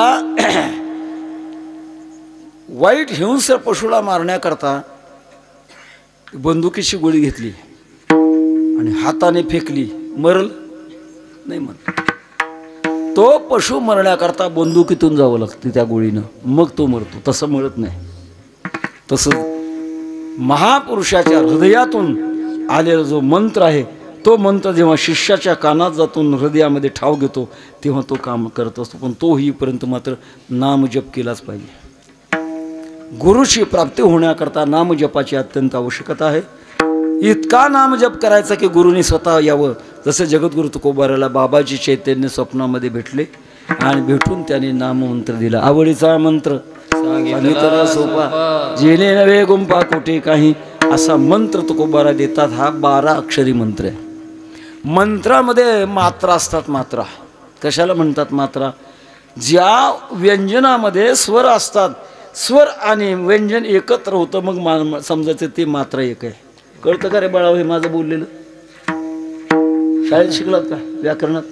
नाही. क ख ग घ हे व्यंजन आहेत. ख ख ग हे वर्ण आहेत. क अधिक अ बरोबर क. आता काय लहान लहान गोष्टी बोलायच्या. सांगण्याचा मुद्दा असा, ते वर्ण आणि स्वर एकत्र ते मात्रा असतात. मात्रा वेगळ्या वेगळ्या मात्राचे मंत्र आहेत. एक मात्रेपासून तो 12 मात्रेपर्यंत शास्त्रामध्ये भक्ती करण्याकरता मंत्र आहेत. जसं एक मात्रेचा मंत्र आहे ओम, एकच मात्रा आहे. पण या ओम मंत्राचा जप करण्याकरता मात्र त्याला अधिकार वेगळा लागतो, ज्याचं उपनयन व्हावं लागतं. आणि गुरुमुखातून तो केवळ ओम शब्दाचा मंत्र त्याने दिला पाहिजे. आणि मग तो मंत्र त्याच्यात अग्निबीज आहे. आणि अग्निबीज असल्यामुळे तो अज्ञानाला जाळतो. माझ्या वाचण्यात असं गेले, कुमारी अवस्थेमध्ये केवळ ओम शब्दाचा जर जप केला, त्या कुमारीचं पुढे लग्न झाल्यानंतर संततीच होत नाही, बीज नष्ट होतं. तेव्हा असं क्लिष्ट येते. तोच ओम इतर मंत्राबरोबर जोडला तर मग मात्र अधिकार आहे. जसं ओम नमो भगवते वासुदेवाय, ओम नमः शिवाय मग म्हणता येते. पण केवळ ओम मात्र सगळ्यांना नाही म्हणता येत. एक अक्षराचं. राम 2 अक्षर, विठ्ठल 3, नारायण 4, असं बघता बघता बघता वाढता वाढता 12 मात्रेचा मंत्र असतो. तेव्हा तो 12 मात्रेचा ओम नमो भगवते वासुदेवाय 12 अक्षरी मंत्र न जपसी काय हा ज्ञानोबारायांचा अभंग आहे. तेव्हा 12 मात्रा ज्याच्यामध्ये असा मंत्र लांबलंच काय, ते काही मंत्र वैदिक आहेत, काही मंत्र शास्त्रीय आहेत, काही मंत्र साबर आहेत आणि काही मंत्र संत मंत्र आहेत. 4 प्रकार पाडले आपण. वैदिक मंत्र आता जो सांगितला, ज्याला प्रणव म्हणतात, ओम म्हणतात, हा वैदिक मंत्र आहे. दुसरा शास्त्रीय मंत्र आहे. ओम विश्वम विष्णुर्वषटकारू भूतभव्य भवत प्रभू. विष्णू सहस्रनामातले जे मंत्र आहेत हे मंत्र शास्त्रीय मंत्र आहेत. आणि नाथ परंपरेमध्ये साबर मंत्र आहेत. साबर मंत्रामध्ये अक्षर आहेत पण अर्थ कळतच नाही. ह्रीम ह्रूम वैम फट स्वाहा, काय करणार महाराज याचा अर्थ. नमुना म्हणून सांगतो, कोणाला जर मी सांगितलेल्या मंत्राचा अर्थ कळाला तर कीर्तन सुटल्यानंतर मला सांगा त्याचा अर्थ काय. साबर मंत्राचा अर्थ ओम ह्रीम क्लीम चामुंडा विच्छये, येईल लक्षात. पुन्हा म्हणतो ओम ह्रीम क्लीम चामुंडा विच्छये, साबर मंत्र आहे. अर्थ लागत नाही महाराज, पण त्याचा परिणाम होतो. आपल्या देशामध्ये काही ऋषींनी तप केल्यानंतर त्यांना मंत्र साक्षात्कार झाले. आणि मंत्र साक्षात्कार झाल्यानंतर त्या मंत्राचा त्यांनी जप केला. हुबळी धारवाड कुमार सप्तर्षी म्हणून मोठी व्यक्ती होऊन गेली. आणि त्यांना एक मंत्राचा साक्षात्कार झाला. हे प्रभू प्रसिद्ध ओम, मंत्राचा साक्षात्कार झाला. आता खूप बरा आहे. हा जो मंत्र देतात तो 12 अक्षराचा मंत्र आहे. संतांचा मंत्र विठ्ठल विठ्ठल मंत्र सो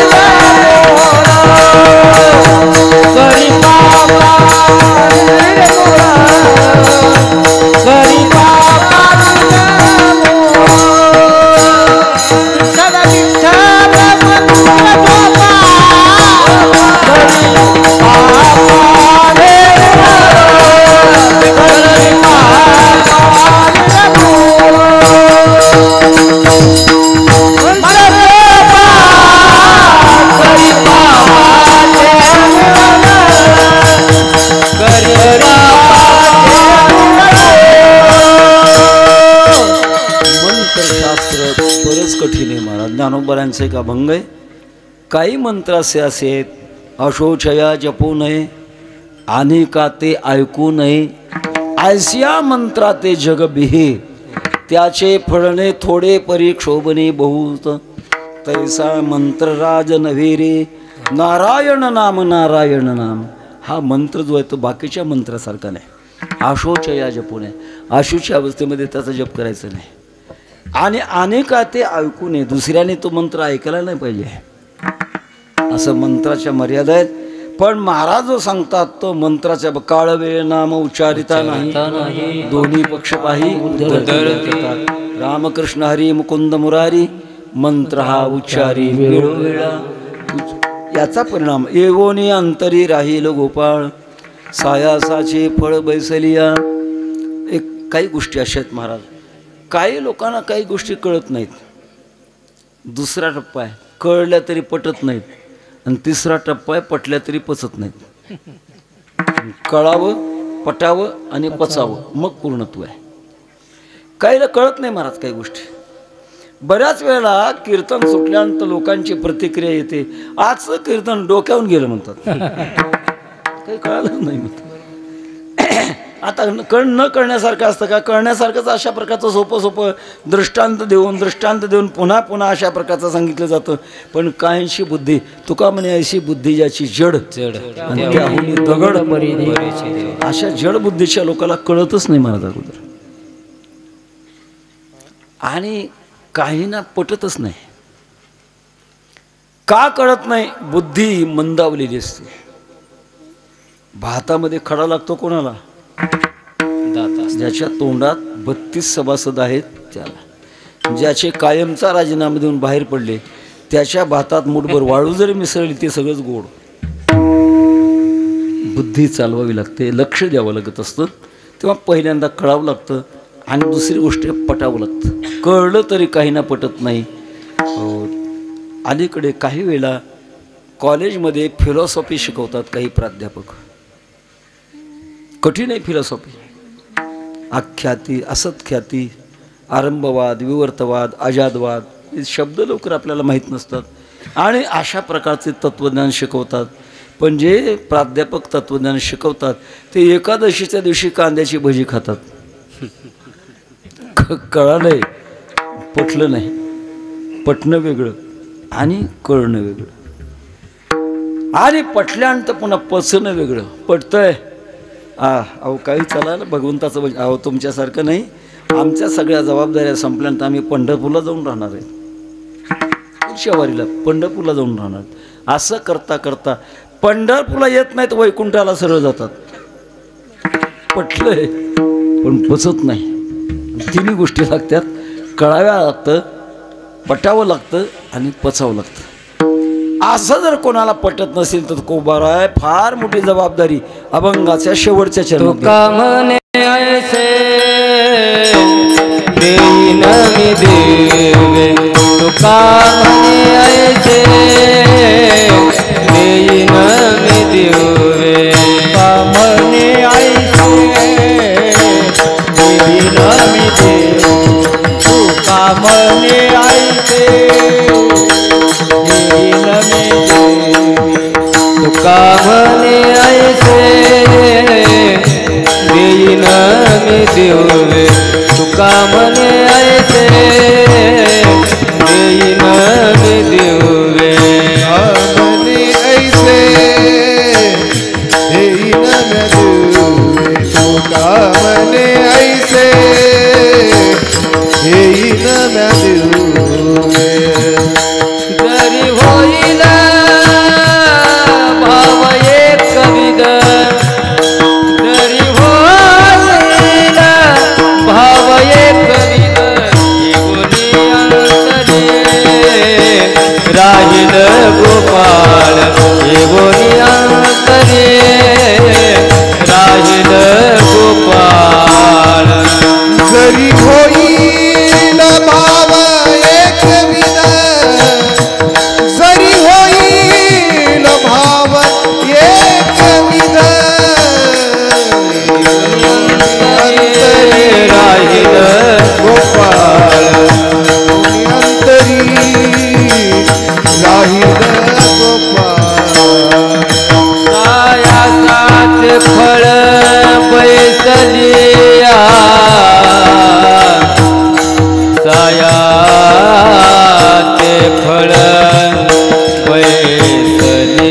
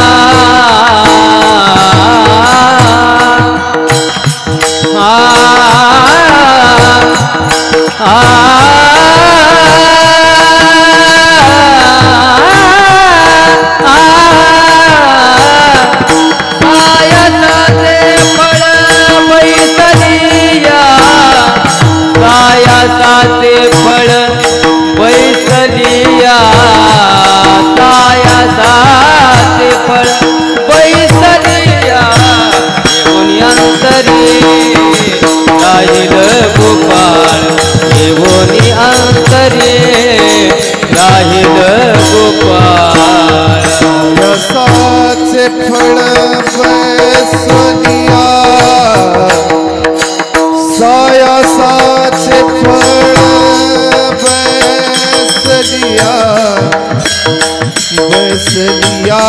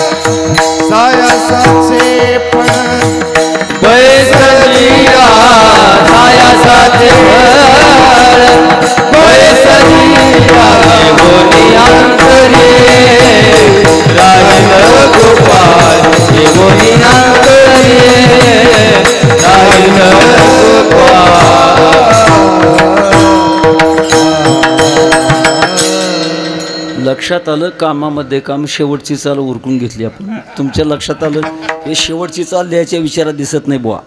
घ्या हात धुवून. तुका म्हणे चांगली गोष्ट आहे. तुका म्हणे ऐसे देईन मी दिव्य जरी होईल भाव एकविध. एक निष्ठपणा अशा प्रकारचा भाव जर असेल तर हे सफल होतं. याच्याकरता मी दिव्य देईन. दिव्य आपल्या समाजामध्ये म्हणा किंवा देशामध्ये म्हणा एखाद्या गोष्टीवर श्रद्धा बसत नसेल तर सांगणारा माणूस दिव्य करून दाखवायचा. उदाहरणार्थ आन वाहनं वाहतसे आन विठोबाची तुझी आन वाहीन गा देव एक प्रकारचं दिव्य आहे. आम्ही असं लहानपणी ऐकलं की एखाद्यावर जर आळ आला चोरीचा मग तो जर म्हणत असेल मी काही चोरी केली नाही मग सळसळतं तेलाची कढई आणि त्याच्यात रुपया टाकायचा आणि हात घालून काढतो. अशा दिव्य पद्धती आहे. महाभारत काळामध्ये एक दिव्याचा प्रसंग थोडक्यामध्ये सांगतो आणि समर्पण करतो. द्रौपदी माता 5 पतिव्रतामध्ये पतिव्रता अहल्या द्रौपदी सीता तारा मंदोदरीस्तथा पंचकन्या स्मरेन नित्यम महापातकनाशनम.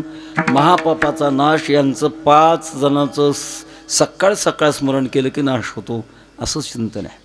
द्रौपदी माता पतिव्रता. माणसानं किती मोठं व्हावं पण अभिमान धारण करू नये. आणि किती मोठं झाला तर अभिमान आला तर तो अभिमान तुम्हाला खाली आणल्याशिवाय राहत नाही. तुका म्हणे नरकी घाली अभिमान जरी होय ज्ञान गर्व थाटा. पातिव्रत्याचा अभिमान द्रौपदी मातेला झाला आणि तो दूर करण्याकरता भगवान कृष्ण परमात्म्याने ठरवलं. पांडवाला सांगितलं पांडव हो आपल्याला प्रवासात फिरायला जायचं आहे. द्रौपदी मातेला रथात घेतलं. पांडवही घेतले आणि स्वतः भगवान परमात्मा रथ हाकू लागले. सकाळ सकाळ काही खाऊ पिऊ दिलं नाही. चहा पिऊ दिले नाही. त्यावेळेला चहा नव्हता महाराज. आणि अलीकडे हा गैरसमज आहे की चहा हे शाकाहारी पेय आहे असा काही लोकांचा गैरसमज आहे. वारकरी एकादशी धरतात पण एकादशीच्या दिवशी चहा पितात. काय चहाचा प्रकार आता सांगत बसायला मला वेळ नाही. 10 वाजून गेलेले निषिद्ध आहे. तेव्हा सगळ्यांना घेऊन भगवान कृष्ण परमात्मा अरण्यामधून फिरू लागले. याच्यातून त्याच्यात त्याच्यातून त्याच्यात त्याच्यातून त्याच्यात.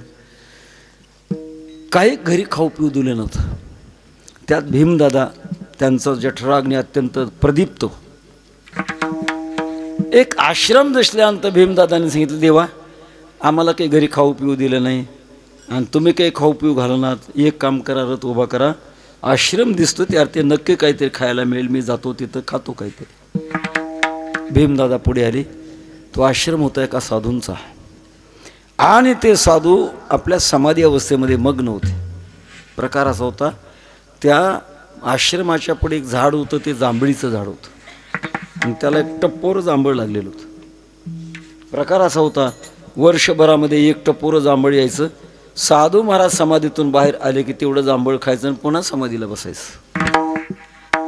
भीमदादाने ते जांभूळ पाहिल्याबरोबर काही विचार केला नाही. बुभुक्षितक किम न करो ते पापम. भुकेलेला माणूस काय करणार नाही. जांभळ तोडलं. इतक्यात भगवान कृष्ण परमात्मा मागून आले.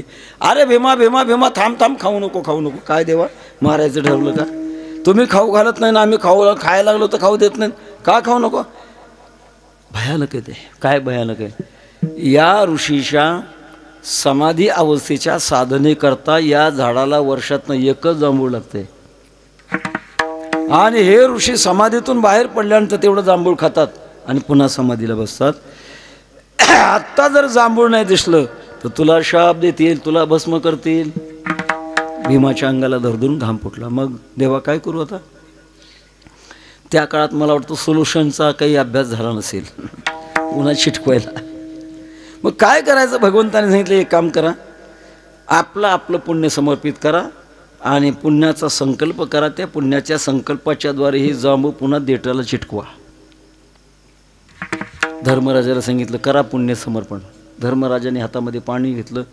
आयुष्यभर केलेलं पुण्य खर्च हो आणि हे जांभूळ परत देठाला चिटकव. जांभूळ खाली ठेवलेलं 2 हात उचललं, थांबलं.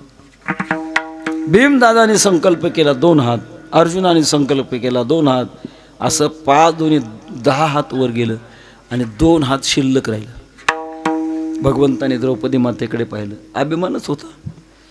5 जणांचं पुण्य. पहिल्यांदा मला सांगितलं असतं ते एकटीच्या पुण्याने चिटकलंस. भगवंताने सांगितलं एक काम करा, आता तुमचं पुण्य खर्च करा आणि चिटकवा. हातामध्ये पाणी दिलं. आयुष्यभराच्या पातिव्रत्याच्या पुण्याने जांभूळ फळ परत जेठाला चिटको. पाणी खाली सोडलं, जांभूळ खाली पडलं.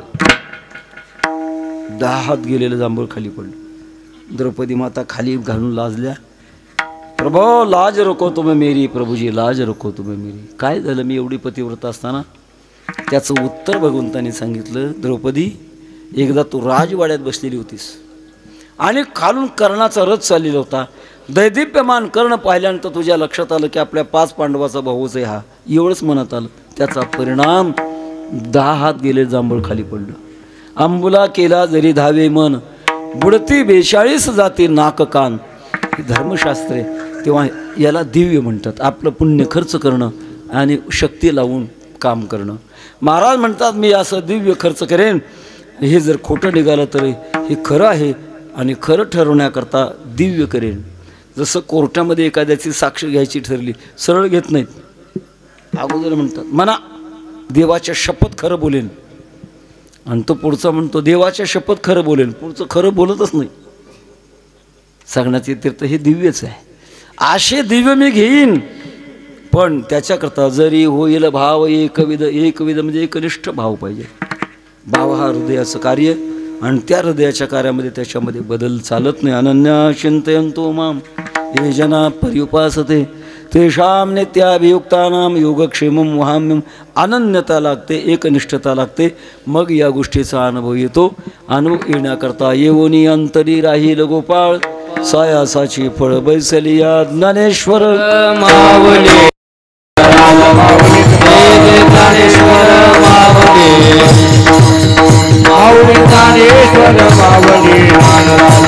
वेद ज्ञानेश्वर माऊली, ज्ञानराज माऊली, ज्ञानेश्वर माऊली, वेद ज्ञानेश्वर माऊली, ज्ञानेश्वर माऊली, माऊली ज्ञानेश्वर माऊली, ज्ञानेश्वर माऊली, माऊली ज्ञानेश्वर माऊली, ज्ञानेश्वर माऊली, ज्ञानेश्वर माऊली, माऊली ज्ञानेश्वर माऊली.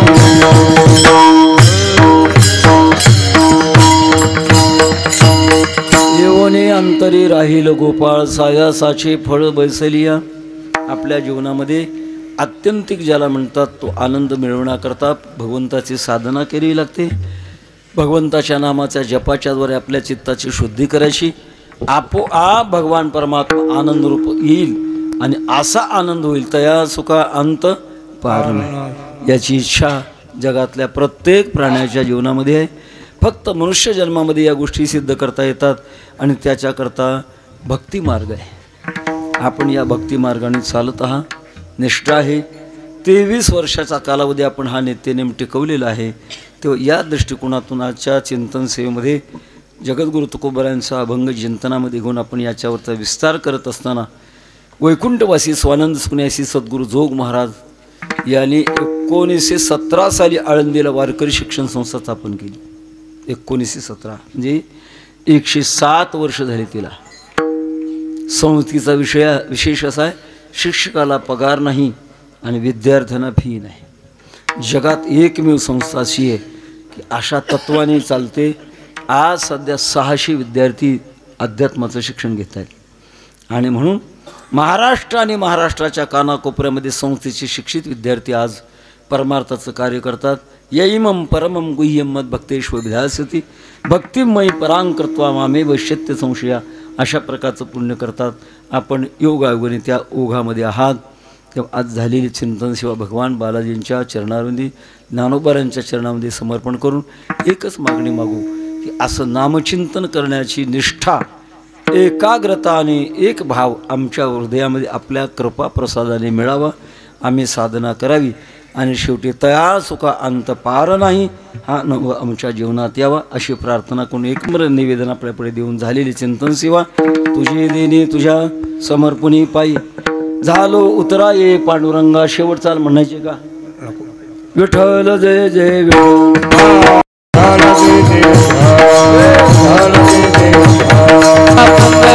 वरदा विठ्ठल श्री ज्ञानदेव